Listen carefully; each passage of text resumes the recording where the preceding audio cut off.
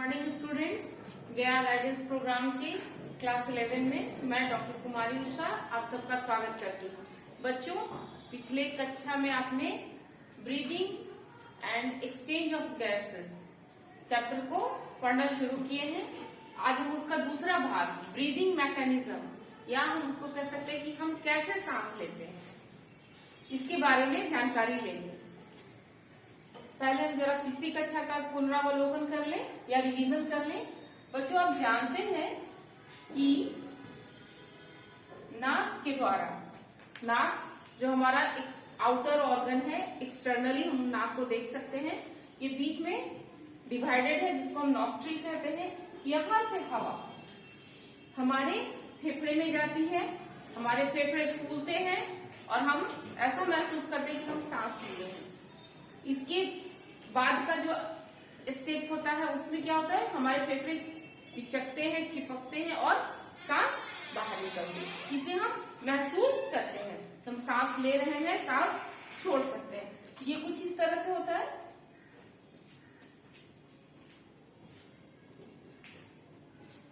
ये हमारा लंग हो गया।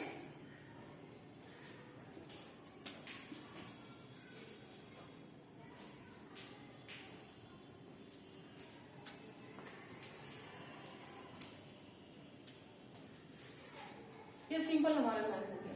हमारा राइट लंग बड़ा होता है, लेफ्ट लंग छोटा होता है, क्योंकि यहाँ पे हार्ट का भी पोजीशन होता है, हार्ट यहाँ पे सेट होता है। जैसे ही हम यहाँ से सांस लेते हैं तो यहाँ नॉस्ट्रिल, इसके बाद क्या होता है ट्रैकिया, इसके बाद लैरिंग्स,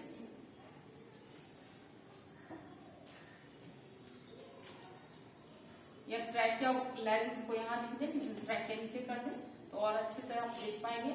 लैरिंग्स, ट्रैकिया, ये हमारा सिंपल स्ट्रक्चर है। इसके बाद इसको हम कहते हैं ब्रोंकस या ब्रोंकाई, इसके बाद ये ब्रोंकियोल,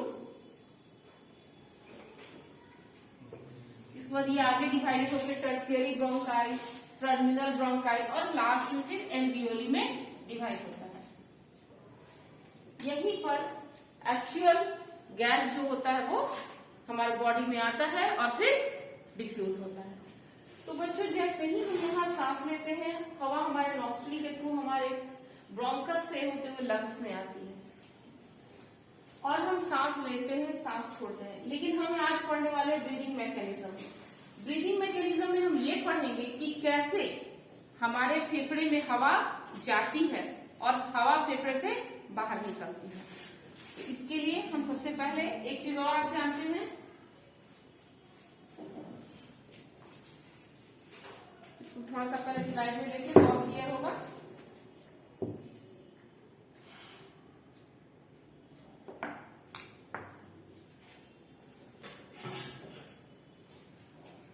अभी आपने जाना कि सांस लेने और छोड़ने को ही ब्रीदिंग कहते हैं। तो ब्रीदिंग को दो भाग में डिवाइड कर सकते हैं, इंस्पिरेशन या inspiration.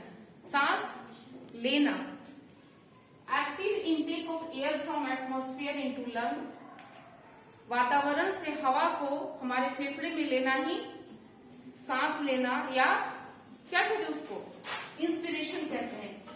Passive expelling of air from lung is expiration, और हवा को बाहर छोड़ना ही एक्सपीरेशन कहलाता है। अब यहाँ पर दो शब्द है, एक्टिव और पैसिव।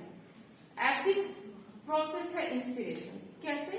जब हम सांस लेते हैं बच्चों, तो उस दौरान हमारी ऊर्जा क्या होती है, समाप्त होती है। हमें ऊर्जा, ताकत लगाना पड़ता है सांस लेने के लिए। लेकिन जब हम सांस छोड़ रहे होते हैं, उस दौरान हमें कोई ताकत नहीं लगानी पड़ती, हम आसानी से बिल्कुल स्वतः सांस छोड़ देते हैं। तो उस प्रोसेस को क्या कहेंगे, पैसिव कहेंगे। पैसिव वह क्रिया है जिसमें ऊर्जा का इस्तेमाल नहीं होता है। आप यहाँ देखिए, इस डायग्राम को देखिए, कैसे हम सांस लेते हैं, या जो हम कह रहे हैं ब्रीदिंग मैकेनिज्म, ये कैसे हो रहा है। तो इसके कई स्टेप्स हैं जो यहाँ दिए हुए हैं। सबसे पहले आप देखिए, आप खुद ही फील कर सकते हैं, जब हम सांस लेते हैं तो हमारा पेट जो होता है वो बाहर की ओर निकलता है। This is the normal way of breathing. असली सांस लेने की जो क्रिया होती है, आप एक तो पेट हमारा बाहर निकलता है। ऐसा होता नहीं है, लेकिन हम लोग आजकल उल्टी सांस लेते हैं क्योंकि हम इतना हार्ड एंड फास्ट लाइफ जी रहे हैं कि सांस भी आराम से लेने की कोशिश नहीं करते। आप सांस लीजिए तो देखिएगा कि आपका पेट अंदर की ओर जा रहा है और सांस छोड़ते समय पेट बाहर की। हम उल्टा सांस ले रहे हैं और इससे क्या हो रहा है, हमारा जो मेमोरी पावर है वो लेस करता जा रहा है। आप देखिए, आप ज्यादा नहीं अपने दादाजी से ही मिलिए, उनकी मेमोरी कितनी शार्प है। स्टिल वो बहुत कुछ चीजें याद रख सकते हैं, लेकिन हम अपने 10 दोस्तों का नंबर नहीं याद रख सकते हैं। मैथ्स के कैलकुलेशन याद करने के लिए हमें नोट करना होता है, बार बार रिवीजन करना होता है, लेकिन वो उन्होंने कब बोर्ड दिया होगा, अगर आज से 60 साल पहले उन्होंने दिया होगा, 70 साल पहले दिया होगा, तो उनको अभी भी फॉर्मूले याद होंगे। Means we are not breathing properly. तो ब्रीदिंग प्रॉपरली कैसे प्रॉपर करते हैं, जब हमारा पेट बाहर निकलता है। अब ये पेट कैसे बाहर निकलता है, जब हम सांस लेते हैं बच्चों, तो हमारे शरीर में कई ऑर्गन्स, जैसे आपने बोर्ड पर भी देखा, ट्रैकिया, लंग्स, और लंग्स के चारों ओर मैंने पिछली क्लास में बताया था कि थोरेसिक कैविटी होती है, जो आप जिसको रिब बोन भी कहते हैं, जो 12 होते हैं, 12 जोड़े पीछे से। पीछे हमारा बैक बोन होता है या रीढ़ की हड्डी होती है, ये हमारा कॉलर बोन जिसको हम स्टर्नम कहते हैं, ये होता है। और उसके नीचे एक मस्क्यूलर गद्देदार मांस का एक स्ट्रक्चर होता है जिसको हम डायफ्राम कहते हैं। ये डोम शेप में होता है। डोम शेप यानी गुंबद के आकार का, अर्ध चक्र जिसको हम कहते हैं। अर्धवृत्त आपने जो खींचा है कभी कॉपी में या जब कंस्ट्रक्शन पढ़े हैं मैथ में, तो अर्धवृत्त जो हमारा बिल्कुल उसी तरह का डोम शेप का हमारा डायफ्राम होता है। जब हम ब्रीथ कर रहे होते हैं तो हमने कहा कि एक्टिव प्रोसेस है, इसमें ऊर्जा समाप्त होती है, तो उस दौरान हमारा स्टर्नम, रीब और जो डायफ्राम है एक साथ मोशन में आते हैं, जिससे कि हम सांस लेते हैं। उससे पहले एक चीज और, हमारा लंग जो वो सिंपल एक मस्कुलर ऑर्गन है, इसमें मसल्स नहीं है कि वो जैसे हम अपने मसल्स को ऐसे उठाते हैं, किसी चीज को, जैसे मैंने पेन उठाया तो मसल्स काम किए, लेकिन हमारे लंग में वैसे मसल्स नहीं है कि वो खुद ही फैले तो हवा अंदर जाए और खुद ही सिकुड़े तो हवा बाहर आए। ऐसा हमारा लंग्स कांट डू, वो कर नहीं सकता। तो इसके लिए प्रकृति ने या ईश्वर ने ऐसी संरचना की है कि हमारा जो लंग है वो तो एज इट इज रहे, कोई दिक्कत नहीं, लेकिन जो उसके चारों जो केज हैं, जो रीढ़ केज आप यहाँ देख रहे हैं, उसको थोड़ा सा फैलाया जाए। अगर उसको थोड़ा सा फैलाया जाए, इतना नहीं लेकिन हाँ थोड़ा सा फैलाते हैं, तो जो हमारा लंग है वो अपने आप फैल जाता है और जिसके कारण हवा हमारे अंदर जाती है। दूसरी बात आप ये जानते हैं बच्चों कि हमारा एटमॉस्फेरिक प्रेशर कितना होता है, 760 मिलीमीटर Hg होता है। हम उसको किसमें नापते हैं, पारा में नापते हैं, तो वो 760 होता है। आप ये जानते हैं कि जैसे ही वॉल्यूम बढ़ेगा प्रेशर क्या होगा, कमेगा। वो क्या होता है, इनवर्सली प्रोपोर्शन होते हैं। तो वॉल्यूम बढ़ने पर प्रेशर कमेगा। और आप सिंपल डिफ्यूजन का मेथड जानते हैं कि जहां पर भी प्रेशर कम होता है या वॉल्यूम ज्यादा होता है, हवा जो होती है वो क्या होती है, अपने आप को चली जाती है। तो वातावरण का जो वॉल्यूम है वो 760 है, तो हमारे लंग का वॉल्यूम जैसे ही कम होगा, हवा अपने आप हमारे नाक से होते हुए हमारे लंग्स में आ जाएगी। तो हम क्या करते हैं, ऐसा कुछ करें कि हमारा जो लंग है उसका प्रेशर क्या हो, कम हो, वॉल्यूम बढ़े। तो जैसे ही हम ब्रीथ करना शुरू करते हैं, हमारे शरीर में 2 मसल्स होते हैं। जैसे मैं यहाँ थोड़ा सा बोर्ड पर दिखा दूं, आप देखें बच्चों कि अगर हम उसका एक कट सेक्शन देखते हैं अपने लंग और वर्टिब्रा का, जैसे हम पीछे से देख रहे हैं, जैसे ये हमारा लंग हो गया, दिस इज हमारा लंग, और ये इसको सीधा,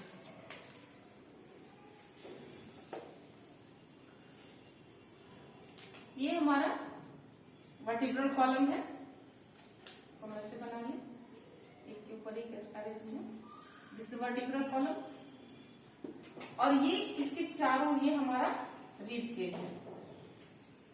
क्योंकि हम इसका कट सेक्शन देखते हैं तो वो हमें ऐसे दिखाई देता है बच्चों। ये और ये हमारा डायफ्राम।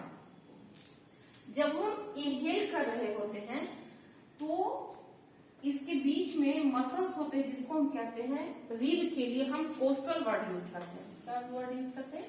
कोस्टल वर्ड यूज करते हैं। तो इनके बीच का जो मसल है वो है external coastal muscle. External coastal muscle, ये एक्सटर्नल कोस्टल मसल और ये डायफ्राम का मसल, ये मसल्स आपस में क्या होते हैं? कॉन्ट्रैक्ट करते हैं। इस कॉन्ट्रैक्शन के थ्रू ये जो डायफ्राम यहाँ भी आपको डोम शेप दिख रहा है, ये फ्लैट हो जाता है। क्या हो जाता है? फ्लैट हो जाता है ऐसे। और ये जो रिब के लिए थोड़ा सा, जैसे ये अगर यहाँ है तो थोड़ा सा ऊपर की ओर बढ़ जाता है, जैसे आप वहां देखेंगे स्लाइड में, ये थोड़ा सा ऊपर बढ़ता है। जैसे ही ये थोड़ा सा ऊपर बढ़ता है और ये डायफ्राम नीचे की ओर आता है, ये दो मसल एक साथ काम कर रहे हैं, ये जो लंग का जो वॉल्यूम है ये थोड़ा सा क्या होता है? बढ़ जाता है, इंक्रीज कर जाता है। जैसे ही लंग का वॉल्यूम इंक्रीज करता है, उसका प्रेशर क्या होगा? कम जाता है। जैसे ही प्रेशर कम हुआ, वॉल्यूम बढ़ा, हवा जो है वो अपने आप हमारे नाक के अंदर आ जाए। क्लियर? क्या हुआ? इंटरनल कोस्टल मसल और डायफ्राम का जो मसल है वो दोनों एक साथ काम किए और जिसकी वजह से हमारा पेट बाहर की ओर निकला, ये फ्लैट हुआ, हमारा पेट बाहर की ओर निकला, हमारे लंग्स का वॉल्यूम बढ़ा। क्यों? क्योंकि रिब केज फैला, रिब केज फैला तो लंग्स को भी थोड़ा सा जगह मिल गया और हवा अपने आप हमारे सांस के अंदर आ गई, हमारे लंग्स के अंदर आ गई। तो इस तरह से हम क्या करते हैं? एक्सपीरेशन करते हैं, यानी सांस लेते हैं। लेकिन बच्चों कभी कभी क्या होता है कि हम गहरा सांस लेते हैं। जैसे अगर रामदेव बाबा कहते हैं कि भस्त्रिका करो और कपालभाति करो, ब्रीदिंग, सांस धड़ सांस लेना है, छोड़ना है, धड़ सांस नहीं छोड़ना। तो उस दौरान क्या होता है? उस दौरान हमारे दो और मसल, कौन से दो muscle? Internal coastal muscle, internal coastal muscle और एब्डोमिनल मसल,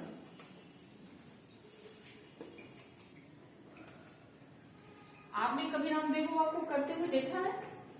जब वो कपालभाति या भस्त्रिका कर रहे होते तो उनका पेट बिल्कुल अंदर चला जाता, लगता है कि कुछ है ही नहीं, there is a thin layer of मांस की पतली सी दिखती है, परत दिखती है। या कोई बहुत ज्यादा योगा करते हैं तो उनको भी दिखेगा एकदम पेट एकदम अंदर की ओर फंसा हुआ है। तो क्या होता है? उस दौरान हमारा एब्डोमिनल मसल यानी पेट का मसल और जो इंटरकोस्टल मसल है वो दोनों मिल के काम करते हैं और हम बहुत अधिक मात्रा में सांस लेते हैं या फिर छोड़ते हैं। तो ये हो गया जब हम बहुत ज्यादा सांस लेना चाहते या एग्जॉस्टिंग करते हैं, कभी बहुत तेज से दौड़ के हम आते हैं तो बहुत तेजी से हम सांस ले रहे होते हैं, तो उस दौरान हमारे दो मसल काम करते हैं, इंटरनल कोस्टल मसल और एब्डोमिनल मसल। लेकिन जब हम नॉर्मल ब्रीदिंग करते हैं, सामान्य रूप से सांस ले रहे होते हैं, तो उस दौरान एक्सटर्नल कोस्टल मसल और डायफ्राम का मसल, मैं डायफ्राम लिखूं,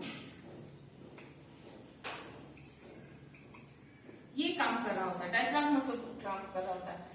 अब ये तो हमारे इंस्पिरेशन का हो गया, सांस लेने की क्रिया हो गई। तो इसे हम थोड़ा स्लाइड पर देखें, ये मैंने डिटेल में लिख दिया है क्या क्या स्टेप है सांस लेने के, इंस्पिरेशन के। ये क्वेश्चन आता है बच्चों की सांस लेने की सामान्य प्रक्रिया को विस्तृत रूप से बताएं या step by step right the process of inspiration. तो कैसे कैसे हम सांस लेते हैं, यहाँ देखिए पानी लिखा हुआ है, दो मसल काम कर रहे हैं। अभी आपने ब्लैक बोर्ड पे देखा, एक आपने देखा कि यहाँ डायफ्राम काम करता है और दूसरा क्या काम करता है, हमारा एक्सटर्नल कोस्टल मसल काम करता है। तो पहले हम यहाँ देखें, यहाँ लिखा हुआ है various steps of inspiration. Diaphragm contract, diaphragm क्या हो रहा है, कॉन्ट्रैक्ट कर रहा है और कॉन्ट्रैक्ट करने की वजह से क्या हो रहा है, वो फ्लैट हो जा रहा है क्योंकि एक्चुअल शेप उसका डोम शेप है। और दूसरा एक्सटर्नल इंटरकोस्टल मसल वो भी कॉन्ट्रैक्ट कर रहा है, यहाँ कॉन्ट्रैक्ट कर रहा है। जब डायफ्राम कॉन्ट्रैक्ट करता है तो क्या होता है, वर्टिकल वॉल्यूम इंक्रीज करता है वर्टिकली, और यहाँ रीब और स्टर्नम क्या हो रहा है, लिफ्ट अप हो रहे हैं, अपवर्ड मूवमेंट में हो रहा है। आप यहाँ देख रहे हैं ये एरो जो है वो ऊपर की ओर दिखा रहा है, अपवर्ड मूवमेंट हो रहा है। और डायफ्राम का जो मोशन है वो डोर्सल वेंट्रल होता है, तो इस तरह से ऊपर से नीचे और नीचे से ऊपर होता है। इससे क्या होता है, डॉर्सोवेंट्रल एक्सिस से वो इंक्रीज करता है। ये दोनों मसल्स एक साथ में काम करते हैं, कोरिलेट करके काम करते हैं, तो थोरैसिक वॉल्यूम क्या हो रहा है, इंक्रीज हो रहा है। थोरैसिक वॉल्यूम बस ये थोड़ा सा जो है वो थोड़ा सा इंक्रीज होता है, और थोरैसिक प्रेशर क्या होता है, डिक्रीज होता है। क्योंकि वॉल्यूम इंक्रीज हुआ, प्रेशर डिक्रीज होता है, इनवर्सली प्रोपोर्शनल ये तो सिद्धांत है उसके अनुसार। तो हवा लंग्स एक्सपैंड होती है और पल्मोनरी वॉल्यूम इंक्रीज करता है, इससे inter pulmonary volume pressure decrease होता है, और एयर जो है वो नॉर्मली अपने आप स्वतः हवा जो है वो हमारे फेफड़े के अंदर चली जाती है। अब हम अगले स्लाइड की ओर देखें, जो कि ठीक इसके उल्टा होगा, एक्सपीरेशन होगा। हम कैसे सांस छोड़ते हैं। यहाँ पर क्या होता है बेटा बच्चों कि इंटरकोस्टल मसल और डायफ्राम क्या करते हैं, बिल्कुल रिलैक्स करते हैं। अब उन्हें कुछ करने की जरूरत नहीं, क्योंकि स्वतः हवा आ गई है अंदर, तो वो अपने आप बाहर चली जाएगी। इसीलिए इसे हम क्या करते हैं, expiration is a passive process, उसमें कोई ऊर्जा खत्म नहीं होती है। तो यहाँ क्या होता है, intercostal muscle and diaphragm relax. अब देखिए रिलैक्स करा, फिर से ये डोम शेप में आ गया। थोरैसिक रीजन जो था वो फिर अपनी पोजीशन पे आ गया। थोरैसिक वॉल्यूम से डिक्रीज करता है, और पल्मोनरी वॉल्यूम क्या हुआ, डिक्रीज किया। यहाँ वॉल्यूम डिक्रीज कर रहा है और प्रेशर क्या हुआ, बढ़ रहा है। ये प्रेशर बढ़ने से एयर जो होता है वो क्या होता है, अपने आप नेचुरली आउट हो जाती है हमारी लंग्स से। यहाँ पर जो डिफरेंस होता है वो -4 डिग्री मिलीमीटर Hg का होता है, जो कि नेचुरली सेट किया गया है। अगर ये -4 Hg का डिफरेंस नहीं होगा तो इसमें कि हमारा लंग्स या तो फट जाए या फिर वो फूलता ही चला जाए। तो ये नॉर्मली मेंटेन किया गया है। 760 जो एटमॉस्फेरिक प्रेशर है, तो यहाँ जो हमारे लंग का प्रेशर होता है वो 756 के करीब होता है, या जब हम वो रिलैक्स कर रहे होते तो 752 के करीब होता है। तो ये नॉर्मली सेट किया हुआ है।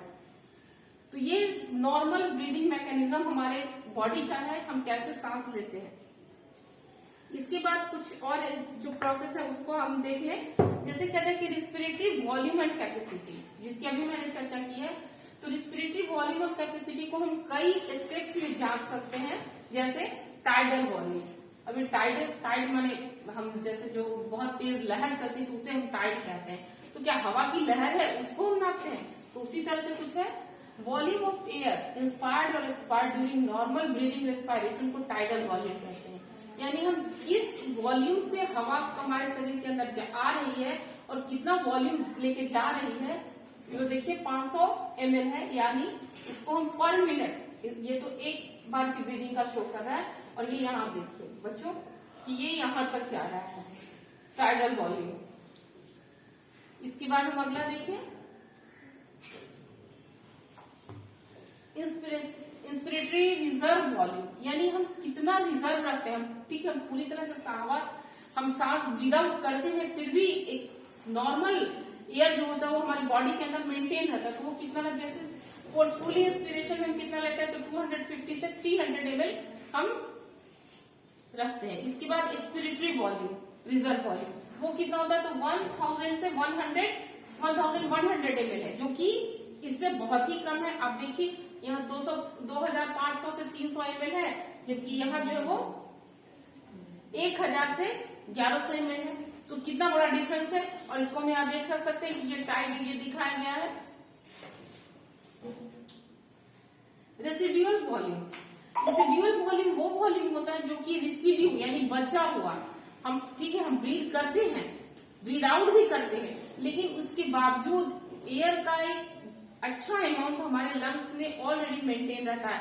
जैसे कभी कभी क्या होता है, हम सांस को रोक लेते हैं, जैसे थोड़ी देर आप कितनी देर अपनी आपको सांस रोकते हैं। अभी कोरोना काल में यह एक लंग की कैपेसिटी जांचने की भी प्रक्रिया है कि आप कितनी देर अपनी सांस को रोक सकते हैं। तो आप जो सांस रोकते हैं इसका मतलब कि उतनी देर आपके लंग में हवा है, ऑक्सीजन है या कार्बन डाइऑक्साइड है।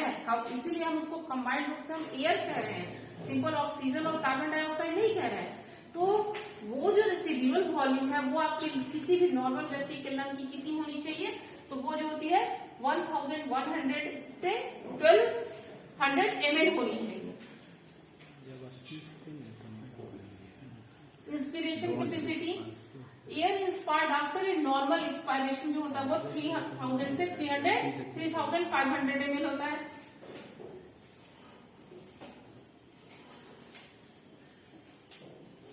अच्छा, एक नॉर्मल इंस्पिरेशन के बाद जब हम एक्सपायर करते हैं तो वो कितना होता है, 1500 से 1600 ml होता है। ये बच्चों नॉर्मल डाटा दिया हुआ है। Functional residual capacity remaining the lung after normal expiration जो होता है वो कितना होता है, 2100 से 2300 ml होता है। ये सारा आपका यहाँ ग्राफ के थ्रू दिखाया गया, जैसे यहाँ FR से दिया गया, यानी फंक्शनल रेसिड्यूअल वॉल्यूम कितना होना चाहिए, तो वो होना चाहिए 2100 से 2300 ml। ये एक तरह से जांचने का तरीका है कि किसी भी व्यक्ति की लंग की कैपेसिटी नॉर्मल है या नहीं है। इसको इन्फेक्शन है, जैसे हम कहते हैं न्यूमोनिया हो गया या किसी के लंग में पानी भर गया, तो वो एक अलग केस ही होता है जिसमें हमारा प्लूरल फ्लूइड होता है, रीब्स के बीच में प्लूरल कैविटी होता है जो लंग और रीब के पेज के बीच में होता है, तो उसमें वो फ्लूइड भरा होता है जिसे हम प्लूरल कैविटी प्लूरल फ्लूइड कहते हैं। अगर ये प्लूरल फ्लूइड किसी भी तरह का चोट से या किसी इन्फेक्शन से ज्यादा इंक्रीज होने लगता है तो वो लिक्विड हमारे लंग्स में भरने लगता है, तो हम कहते हैं कि उसके लंग्स में पानी भर गया। फिर उसे इंजेक्शन के थ्रू पानी को हम निकालते हैं या उसकी जांच करते हैं कि इट में भी इन्फेक्शन, तो उसे हम फिर एंटी फंगल या एंटीबैक्टीरियल या एंटीबायोटिक्स जो भी होता है हो उस केस के लिए जरूरी वो दवा दे करके उसके हम लंग्स को ठीक करते हैं। तो ये जो अभी आप डाटा देख रहे हैं, ये एक नॉर्मल तरीका दिखाया जा रहा है किसी भी नॉर्मल लंग की कैपेसिटी कितनी होनी चाहिए। जैसे vital capacity, volume of air that can be breath in after a force expiration, बहुत फोर्सफुली जब हम सांस को बाहर छोड़ते हैं उसके बाद जब हम ब्रीथ करते हैं तो वो कितना होना चाहिए, वो 3500 से 4500 ml के करीब होना चाहिए। अब आइए देखिए टोटल लंग कैपेसिटी, किसी भी व्यक्ति की लंग की मैक्सिमम कैपेसिटी कितनी होती है, तो वो टोटल को जब जोड़ेंगे, रेसिड्यूअल वॉल्यूम को जोड़ेंगे, टाइडल वॉल्यूम को जोड़ेंगे, या जो रेसिड्यूअल वॉल्यूम के अलावा जो एक्सपायरेटरी रेसिड्यूअल वॉल्यूम होता है उसको जोड़ करके जब हम टोटल निकालते हैं तो वो होता है 5000 से 6000 ml। तो बच्चों अभी आपने देखा कि ये नॉर्मल डाटा था जो बता रहा था कि किसी भी नॉर्मल व्यक्ति के लंग की कैपेसिटी को हम कई तरीके से हम जांच सकते हैं। इसके बाद अभी आप यहाँ ये जो स्लाइड में देख रहे हैं ये डेड स्पेस है। ये डेड स्पेस क्या होता है, तो हम थोड़ा सा इसे इस तरह से देखें। डेड का मतलब ही होता है मरा हुआ, और स्पेस यानी जगह, ऐसा जगह जो मरा हुआ है, यानी लंग का वह भाग जो किसी भी तरह से रिस्पायरेशन में काम नहीं करता है, भाग नहीं लेता है, उस एरिया को हम डेड स्पेस कहते हैं। आप बच्चों जानते हैं कि नॉस्ट्रिल और ट्रैकिया के थ्रू हवा जो हमारे लंग्स में जब आती है तो वहां ट्रैकिया जब आगे जाकर के जब ब्रोंक्यूल में डिवाइड होता है या ब्रोंकस में divide, bronchiole terminal bronchi, tertiary bronchi, और इसके बाद एल्वियोली में जब डिवाइड होता है तो वहां पर उस एरिया का को तो केवल हवा आ रही है और जा रही है, तो वो उसका प्रॉपर फंक्शन, इस फंक्शन में एक्सचेंज ऑफ गैसेस में उसका प्रॉपर रोल नहीं होता है, तो उस एरिया को हम डेड स्पेस कहते हैं। जैसा कि आप यहाँ देखिए डायग्राम दिखा रहा है कि पार्ट ऑफ रेस्पिरेटरी ट्रैक्ट कहाँ से, नॉस्ट्रिल से टर्मिनल ब्रोंकाई तक, वो केवल एयर थ्रू पासेज में काम करती है एज ए ट्यूब। हवा आ रही है और जा रही है, ऑक्सीजन आ रहा है, CO2 बाहर जा रहा है शरीर से, not involve in gaseous exchange, is called dead space. This is the area is called dead space. अब ये जो रेस्पिरेटरी स्पेस दिखा रहा है, यहाँ पर आप देख रहे हैं ये अंगूर के गुच्छे की तरह है और ये एरिया एल्वियोली कहलाता है। ये एल्वियोली ही बच्चों हमारा नॉर्मल एक्सचेंज ऑफ गैस का प्लेस है। यही वो सबसे फंक्शनल एरिया है या तो main functional space of the breathing. Dead area में भी, एरिया का भी अगर हम वॉल्यूम हम नापे तो वो 150 ml के करीब होता है। तो थोड़ा सा इसको बच्चों जरा सा बोर्ड पर और समझ लीजिए डेड एरिया को। जैसे आप यहाँ देखिए बोर्ड पे दे रहा है,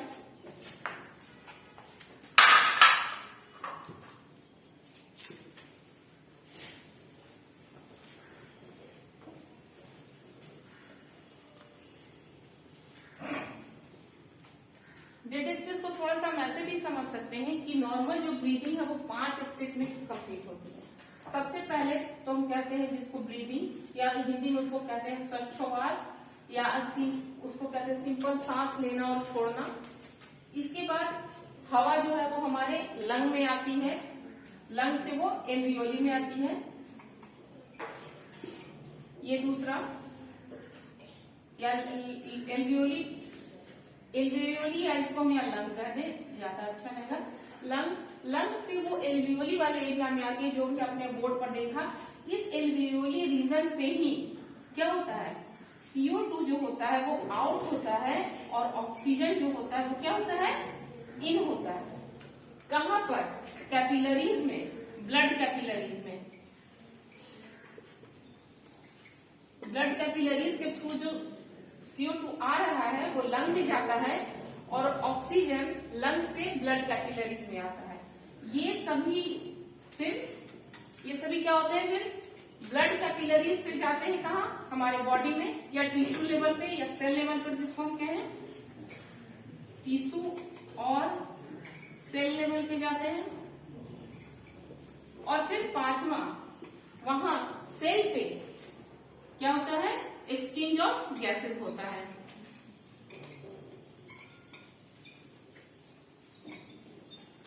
यहाँ क्या होता है, O2 जो होता है वो इनसाइड द सेल के अंदर चला जाता है, और CO2 जो होता है वो सेल से आउट होता है। ये भी ब्लड कैपिलरीज के थ्रू होता है। यानी कि ब्रीदिंग जो है वो 5 स्टेप में कंप्लीट होता है। पहला सिंपल सांस लेना और छोड़ना, जिसको हम कह सकते हैं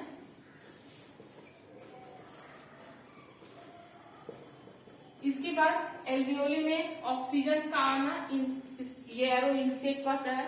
यहाँ ब्लड कैपिलरीज के थ्रू कहाँ पे, एल्वियोली रीजन पे ही इसको हम कहते हैं एक्सचेंज कर सकते हैं। इसके बाद हवा जो है वो ऑक्सीजन जो है वो ब्लड के साथ मिलती है। आपको पता है कि बगल में ही हमारा लंग के बगल में ही हार्ट है, हार्ट से में ही सारा ब्लड जो है वो पूरे होल बॉडी से घूम कर करके वेन और वेन्यूल्स के थ्रू हमारे हार्ट में आता है। हार्ट से वो पल्मोनरी आर्टरी और पल्मोनरी वेन के थ्रू प्योर और इम्प्योर ब्लड जो होता है वो शरीर के सारे भाग में जाता है। तो यहाँ पर ब्लड जो है वो कैपिलरीज के थ्रू लंग में आया, लंग से ऑक्सीजन ब्लड में मिक्स हुआ और ऑक्सीजनेटेड ब्लड फिर पूरे बॉडी में कहाँ तक पहुंचा, सेल तक पहुंचा। यहाँ पर सेल में ही आपको पता है माइटोकॉन्ड्रिया होता है, जो कि power house of the cell कहलाता है। माइटोकॉन्ड्रिया को power house of the cell कहते हैं। यहाँ पर जो ऑक्सीजन हमारे शरीर के अंदर जो गया है ब्लड के थ्रू, इसका क्या होता है, इसका जो हमने भोजन किया है उसका क्या होता है, कंप्लीट डाइजेशन। और ये डाइजेशन है, इसको हम कहेंगे, इसको क्या कहेंगे, उसका ऑक्सीडाइजेशन कहेंगे।